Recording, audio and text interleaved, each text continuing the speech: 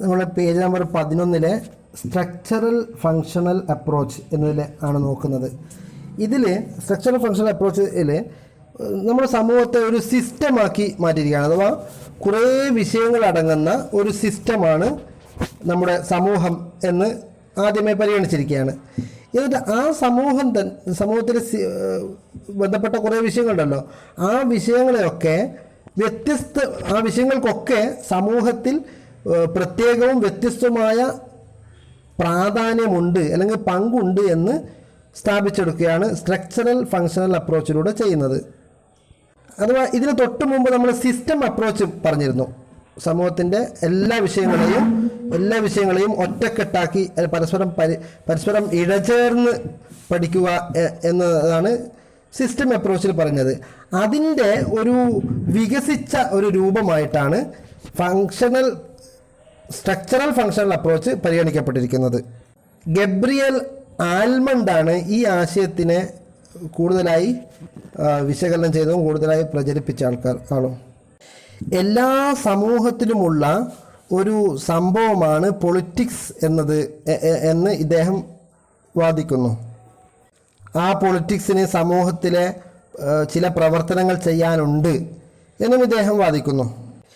ഇദ്ദേഹത്തിൻ്റെ സിദ്ധാന്തപ്രകാരം പൊളിറ്റിക്കൽ സിസ്റ്റത്തിനുള്ള പ്രധാന പ്രത്യേകതകൾ പറയുന്നത്, പൊളിറ്റിക്കൽ സിസ്റ്റത്തിന് അഥവാ രാഷ്ട്രീയ വ്യവസ്ഥിതിക്ക് ഒരു വിശാലമായൊരു പഠന മേഖലയുണ്ടെന്നും അതുപോലെ തന്നെ അത് പരസ്പരം അങ്ങോട്ടും ഇങ്ങോട്ടും ബന്ധപ്പെട്ടതാണെന്നും അതേസമയം ഇതിനൊരു ബൗണ്ടറി, ഒരു അതിർത്തി ഉണ്ട് എന്നും ഇദ്ദേഹം വാദിക്കുന്നുണ്ട്. അഥവാ ഇതിൻ്റെ പ്രത്യേകതയായി ഇദ്ദേഹം പറയുന്നു. നമ്മൾ നേരത്തെ കണ്ട സിസ്റ്റം അപ്രോച്ച് പോലെ തന്നെ, അഥവാ അതിന് ഈസ്റ്റൺ ആയിരുന്നു പ്രധാനപ്പെട്ട കാര്യങ്ങളൊക്കെ വിശദീകരിച്ചത്, ഈസ്റ്റൺ എന്ന് പറഞ്ഞ പേരുള്ള ഒരാൾ. അതുപോലെ ആൽമണ്ടും അതേ രൂപത്തിലുള്ള ചില ആശയങ്ങൾ മുന്നോട്ട് വെക്കുന്നുണ്ട്. എന്ന് പറഞ്ഞാൽ ജനങ്ങളുടെ ആവശ്യങ്ങൾ മുന്നോട്ട് വെക്കുന്നു, അതാണ് ഇൻപുട്ട്. അപ്പോൾ അതിനെ പരിഗണിച്ചുകൊണ്ട് രാഷ്ട്രീയ നേതാക്കന്മാർ അല്ലെങ്കിൽ രാഷ്ട്രീയ ഭരണാധികാരികൾ, ഗവൺമെൻറ് അതിനെ ജനങ്ങളുടെ ആവശ്യങ്ങളെ കുറേയൊക്കെ പരിഗണിച്ച് ബാക്കിയുള്ളതൊക്കെ തള്ളി ആ ഗവൺമെൻറ് ഇതിന് വേണ്ടുന്ന സഹായ സഹകരണങ്ങൾ ചെയ്തു കൊടുക്കുന്നു, അതാണ് ഔട്ട്പുട്ട്. ഇങ്ങനെ ഇൻപുട്ട് ഔട്ട്പുട്ട് ഫങ്ഷൻ, ആ ഫങ്ഷൻ ഈ ആൽമണ്ടിൻ്റെ സ്ട്രക്ചറൽ ഫങ്ഷണൽ അപ്രോച്ചിലും ഉണ്ട് എന്ന് നമുക്ക് കാണാൻ കഴിയും. ഇതിൽ ഇൻപുട്ട് എന്ന് പറഞ്ഞാൽ, ഇൻപുട്ട് ഉദ്ദേശിക്കുന്നത് ജനങ്ങൾ ആവശ്യങ്ങൾ ഉന്നയിക്കുന്നതാണ് ഇവിടെ ഇൻപുട്ട് ഉദ്ദേശിക്കുന്നത്. അത് പല രൂപത്തിലാണ് ഇൻപുട്ട് ഇവിടെ ഉണ്ടായി വരുന്നത്. ജനങ്ങൾ അവരുടെ രാഷ്ട്രീയപരമായിട്ട് സംഘടിക്കുന്നതും അവരുടെ ആവശ്യങ്ങൾ ഉന്നയിക്കുന്നതും അവരുടെ താല്പര്യങ്ങൾ ഉണ്ടാക്കിയെടുക്കുന്നതും അതുപോലെ അവരവരുടെ താല്പര്യങ്ങളെ പ്രകടിപ്പിക്കുന്നതും അതുപോലെ രാഷ്ട്രീയപരമായി ആശയവിനിമയം നടത്തുന്നതൊക്കെയാണ് ഇവിടെ ഇൻപുട്ടായി പരിഗണിച്ചിരിക്കുന്നത്.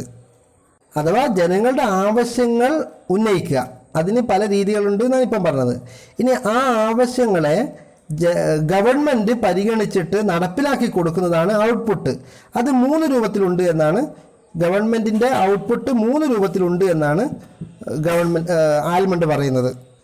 ഒന്ന് നിയമങ്ങൾ ഉണ്ടാക്കലാണ്, രണ്ടാമത്തേത് നിയമങ്ങൾ നടപ്പിലാക്കലാണ്, മൂന്നാമത്തേത് നിയമങ്ങളെ നടപ്പിലാക്കിയതിന് ശേഷം അന്തിമ തീരുമാനം എടുക്കലാണ്. അഥവാ അതിലുള്ള എന്തെങ്കിലും പോരായ്മ അതിനനുസരിച്ച് നിയമങ്ങൾ അതിനനുസരിച്ച് നീതി നടപ്പിലാക്കുക, അതാണ് അഡ്ജൂഡിക്കേഷൻ. അന്തിമമായി തീരുമാനം നടപ്പിലാക്കുക. ഇപ്പം ഈ 3 രീതികളാണ് ഗവൺമെൻറ് ഔട്ട്പുട്ട് ചെയ്യുന്നത്. അഥവാ ജനങ്ങളുടെ ആവശ്യങ്ങൾ ഉന്നയിച്ചു കഴിഞ്ഞാൽ അതാണ് ഇൻപുട്ട്.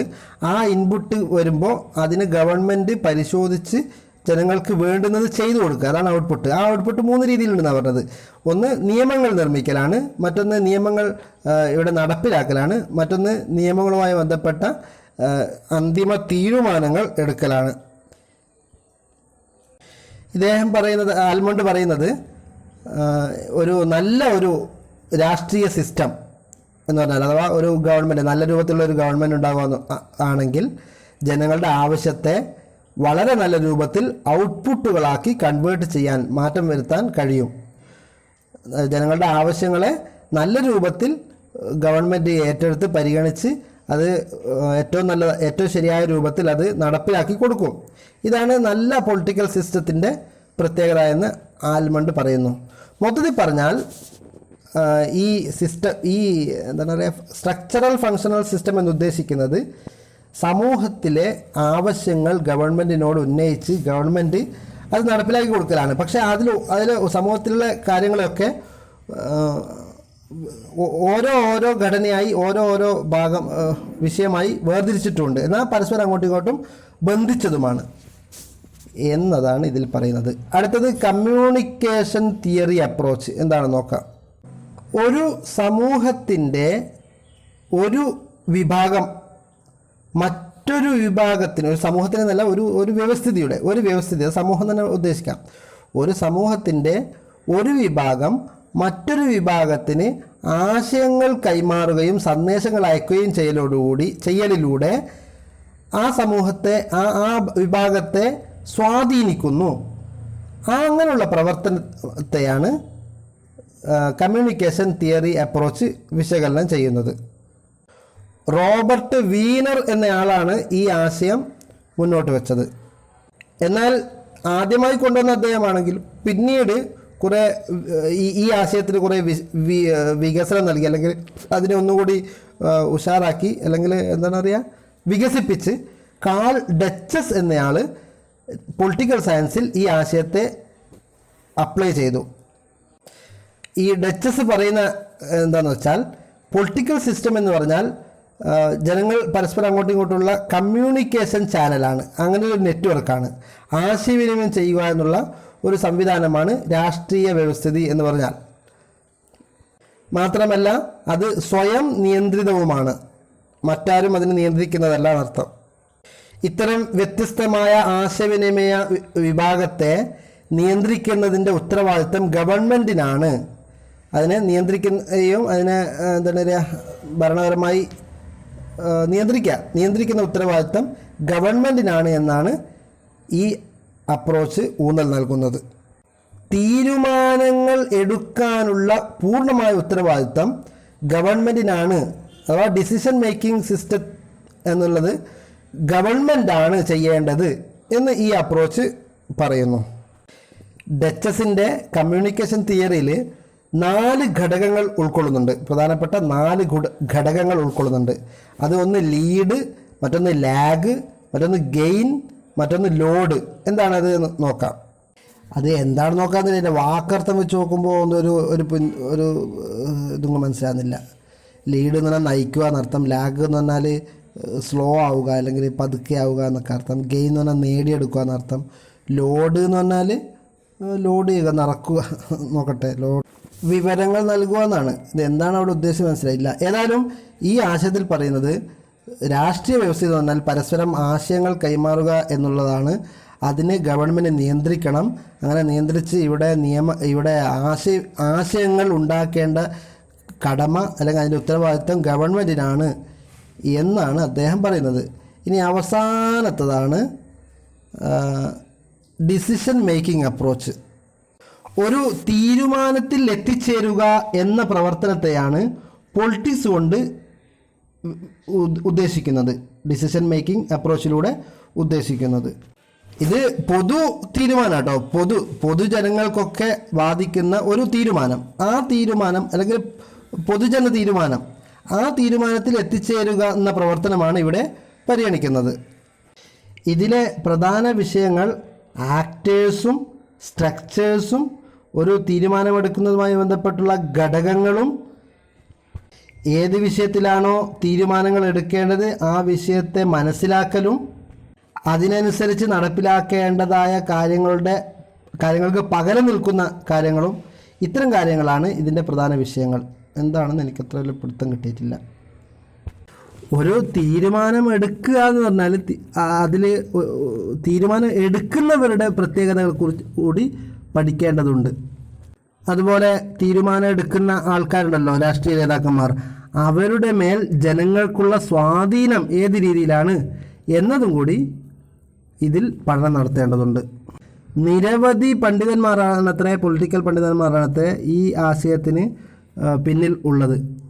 പ്രധാനപ്പെട്ട റിച്ചാർഡ് സിൻഡർ, അതുപോലെ ചാൾസ്